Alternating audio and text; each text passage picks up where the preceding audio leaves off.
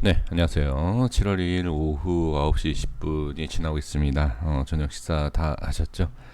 자, 이 시간에는 이더리움 클래식, 이더리움을 보기 전에 이 전 영상에서 이제 말씀을 드렸던 내용, 일단 틀리던 맞던 그 이제 분석이 있어서 좀 어떤 결정을 해야 되지 않습니까? 그렇죠? 그래서 이제 그런 것을 다 하나하나 이렇게 좀 말씀을 드리고 있는데, 자, 이 전 영상에서 이제 이더리움 클래식에 대해서 뭐라고 말씀드렸냐면, 자, 한번 이렇게 좀 플레이 해볼게요. 이평선을 지지받고 올라온다 하더라도 일단 밀리면 안 좋아요. 네, 이평선을 지지받는다. 자, 30분 봉이거든요. 이평선을 지지받고 올라간다 하더라도 기준, 물론 이건 제가 설정한 기준이긴 하지만 기준이 이탈이 되면 좋은 게 아니다. 이제 이런 말씀을 드린 것이고요. 자, 이더리움은 이제 이 우에 대한 내용과 이제 아래 설정된 내용, 네, 이거 설명을 드린 건데, 자, 한번 볼게요. 먼저 이더리움 클래식을 보도록 하겠습니다. 자, 지금 흐름이 어떻게 지금 되었는지 좀 보시면, 자, 이제 여기에서 이제 말씀을 드린 거죠. 이탈을 할 때 이평선을 찍고, 자, 장기평, 그러니까 중간 120선입니다.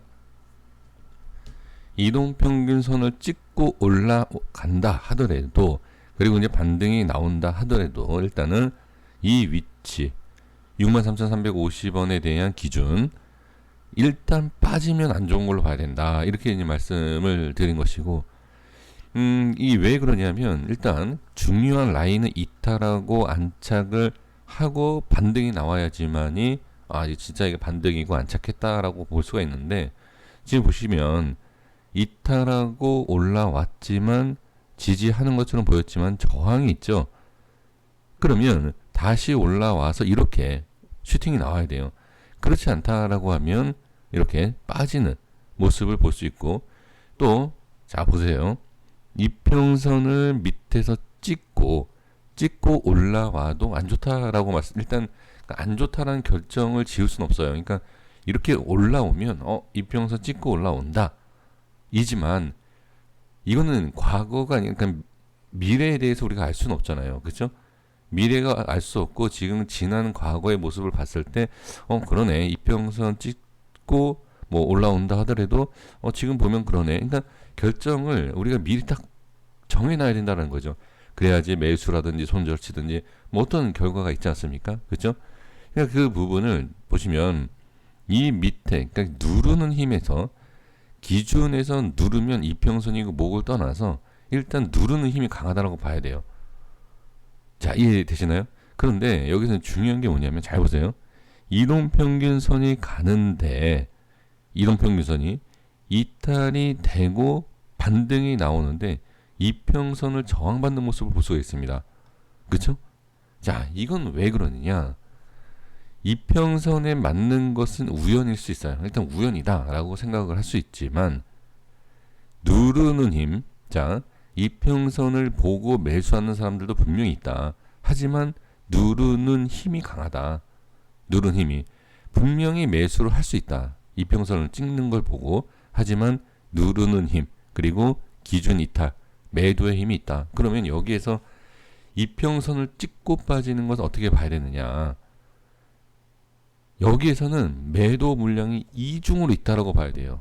이중으로. 자, 어떤 뜻이냐면 이 이평선을 자 반등이 나오는 것을 눌렀다라고 이제 제가 표현 드렸잖아요. 그리고 이제 빠진 상태죠. 그리고 올라오는 가운데선 이전에 누르는 힘이 있었다라는 매도 물량과 여기에서 이평선을 보고 매수하는 것처럼 이평선을 보고 매도하는 물량이 있을 거다는 거죠. 주식 코인은 확률 싸움이에요.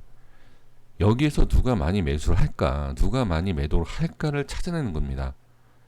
이건 분명히 뭐 100%다라고 얘기할 수 없지만 저는 이걸 믿고서는 매매를 합니다. 누군가가 많이 매수하고 많이 매도하느냐에 따라서 올라가고 내려간다. 그래서 이제 차트를 봤을 때 이런 위치에서는 내려가겠다라고 하는 게 많은 사람들이 매도를 하겠다라는 거죠. 설득은 없습니다. 왜냐하면 이건 좀 개인적인 생각이기 때문에 우리 선생님들께 설득을 시켜드리는 건 아니에요. 하지만 그러한 걸 무시 못한다라는 거죠. 자, 그러면 일단 중요한 라인에 이탈을 했기 때문에 이평선과 상관없이 일단 눌렀다. 여기에서. 그리고 빠지는 모습. 그럼 매도 물량이 많죠. 지금 이 상황에서 더 밀릴 수 있는 게 뭐죠? 이평선 기준 또 단기 이평선까지 누르는 힘. 그쵸? 그럼 매도가 많이 나오는 모습이죠. 그런데 자, 이제 여기에서 이제 고민을 해야죠. 여기에서. 그러면 지금은 분명히 매도 물량이 많이 나올 수 있는 위치이다. 자, 그런데 중심이 될 수 있는 새로운 기준이 생기는 위치임은 분명합니다. 그래서 이런 모습이 나와요. 그리고 이제 이평선에 대한 저항이 있고, 그 다음에 중기평선에 대해서 이렇게 꺾이는 부분이 있어요. 그러면 단기평선을 뚫고 올라갔을 때 이 기준과 저항, 제가 여기에서 저항을 설명드린 이유, 이동평균선에 대해서 설명드린 이유를 바로 여기에서 찾아낼 수 있다. 이동평균선이 내려오면서 제가 말씀드린 기준, 이 자리에 대한 저항과 이동평균선에 대한 매도에 대한 확률이 있는 그 물량이 있기 때문에 올라왔을 때도 매도 물량이 있을 수 있지만 지금 현재의 모습을 봤을 때 기준 이탈 이동평균선 누르는 힘, 단기 이동평균선 누르는 힘, 지금은 누르는 힘이 분명히 많다라고 생각을 해야 돼요. 판단을 해야 된다는 거예요. 그래서 매수는 좀 관망할 수 있고 오히려 단기 이평선 뚫을 때라든지 지금 매수해도 되지만 이탈됐을 때는 반드시 손절을 해야 된다. 이렇게 해야 돼요. 이 차트를 생각 안 하시는 분들 상당히 많아요. 제가 최근에 보면 이 차트에 대해서 비난하시는 분들 많습니다. 그건 어쩔 수 없어요. 모르면 비난을 해야 돼요. 예, 저도 그래서 그 비난하시는 분들을 뭐라고 얘기 안 합니다. 왜 그러냐면 저 역시도 차트를 공부를 지금 한 7년, 8년째 하고 있는데 주식으로 몰랐을 때, 지금도 몰라요. 지금도 잘 모르지만 모르면 정말 이게 그런가? 그냥 포기합니다. 근데 저는 이제 죽자 살자 이제 차트를 공부를 했기 때문에 조금 아는 거예요. 조금. 그래서 이제 이해를 하는 건데 사실 차트 비난한다라고 해서 그 사람이 틀렸다 뭐라고 얘기할 수는 없어요. 그냥 그 사람들은 모르는 거고 이해를 안 하는 거예요. 근데 틀리던 맞던 저는 제 영상 시청해 주시는 분들께서는 그냥 기준을 어떤 것을 잡아야 된다라는 거죠. 반드시 하셔야 돼요. 제가 잘난 게 없지 않습니까? 그렇죠? 뭐 유튜브 영상 찍고서 유튜브로 먹고 사는 사람이 잘난 게 뭐가 있겠습니까? 근데 전혀 기준이 없는 분들을 위해서 그냥 말씀을 드리는 것 뿐입니다. 반드시 저는 기준을 좀 잡아주셨으면 하는 생각입니다. 그래서 기준을 잡는데 단순하게 그냥 기준 잡는 게 아니라 읽어줘야 돼요. 차트를. 그러니까 이해를 해야 된다는 거죠. 왜 이런 모습이 나오느냐라는 거. 그러면 지금 좀 전에 말씀드린 것처럼 누르는 힘이 강하기 때문에 누른다, 하락한다라고 봐야 된다라고 말씀드렸잖아요. 그럼 여기에서 올라가면 뭐냐? 분명히 내려가는, 매도하는 물량이 많아 보인다. 근데 올라가네? 그러면 강하다라고 봐야 돼요. 강하다. 그래서 이거는 양방을 제가 틀리고 맞고를 얘기를 하는 게 아니에요. 일단 한 방향을 말씀드리고 강하다. 매수가 강하다. 그럼 들어가는 거예요. 일단은 약한 것과 강한 것을 우리가 먼저 생각을 하고 그 강하다라고 하는 것을 이겨내는 모습이 나오면 더 강한 거예요. 그렇게 해서 우리가 매매해야 됩니다. 그러면 지금은 뭐라고 말씀드렸죠? 일단은 횡보 누르는 걸 일단 그렇게 파악하는 거예요. 판단을 그렇게 하시는 겁니다. 그리고 나서 관망하고 좀 기다려보는 거고요. 만약에 뚫고 올라온다. 횡보하면서 단기평선 뚫고 올라온다. 그러면 이 기준과 이평선의 이격이 있기 때문에 어느 정도 상승 가능하다. 이렇게 접근하는 겁니다. 이렇게 보시면 됩니다. 자, 그리고 이더리움 보겠습니다. 자, 이더리움은 이전에 여기에서 말씀을 드렸죠. 지금 이 위치에 있어서 이탈, 그렇죠? 분명히 여기는 단기 고점 자리예요. 단기 고점 자리이기 때문에 이때도 말씀드렸습니다. 일단 이거는 하방, 물론 올라가면 강하지만 누르는 힘 때문에 하방으로 봐야 된다. 빠지잖아요, 그렇죠? 그러니까 이게 제가 알았다가 아니라 일단 빠지는 거예요. 빠지고 나서 반등이 나오는데 실패하죠. 정상적인 거죠. 그 기준에 있어서 그쵸? 이탈되고 빠지고 또 여기서 보시면 아까랑 내용 똑같죠? 이평선에 터치하고 빠지네. 그럼 뭐죠? 제가 말씀드린 기준 플러스 이평선 저항 플러스 누르는 힘이 2배로 되어 있다. 이렇게 보시는 거예요. 그러면 여기도 보세요. 한 번 지지가 됐죠. 일단 첫 번째 누르는 힘이 강했고 두 번째 누르는 힘이 강해요. 그러면 세 번째 지지를 한다라고 하는 이 라인대를 지키지 못하면 총 세 가지 마이너스 1, 마이너스 1, 마이너스 1, 총 누르는 마이너스 매도의 물량이 3개가 돼요. 그럼 뭐 한다? 올라간다 보다도 일단 내려가겠구나. 그래서 뭐라고 말씀드렸죠? 이탈, 저항, 그러면 이 밑에 자 다음 자리를 봐야 되겠죠. 그럼 이 다음 자리는 왜 버티고 있느냐 라는 거죠. 그게 바로 기준을 찾아내는 방법 중 하나입니다. 여기에서도 무조건 올라간다가 아니에요. 좀 전에 말씀드린 것처럼 첫 번째 누르는 건, 두 번째 누르는 건, 세 번째 누르는 건, 반등 못한 네 번째 누르는 건 모든 조건이 매도예요. 누른다. 근데 여기는 눌리면 안 되는 자리예요. 더 빠지면 심각하게 빠질 수 있다. 단기적으로.